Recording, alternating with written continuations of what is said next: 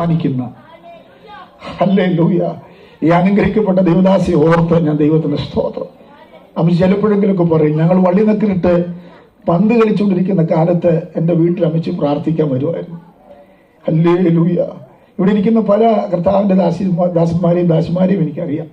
അല്ലെങ്കിൽ പ്രാർത്ഥിച്ചിട്ട് പോയാൽ ഞങ്ങൾ ബാബു ബ്രദറിനെ ഓർത്ത്, ഇവാഞ്ചലിസ്റ്റിനെ ഓർത്ത് സ്തോത്രം പറയും. അദ്ദേഹത്തിൻ്റെ മാതാവിനെയൊക്കെ ഞാൻ ഇന്ന് ഓർത്ത് കർത്താവിനെ മഹത്വപ്പെടുത്തുക.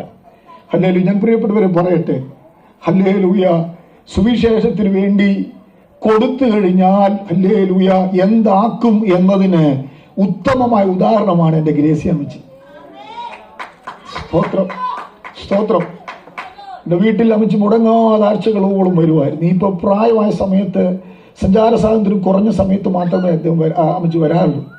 പക്ഷെ ആ വന്ന കാലമൊക്കെ ഹല്ലേലൂയ ഞങ്ങളുടെ ബുദ്ധിമുട്ടുകളിലും ഞങ്ങളുടെ പ്രശ്നങ്ങളിലും എല്ലാം ഇരുന്ന് പ്രാർത്ഥിച്ച് സ്തോത്രം.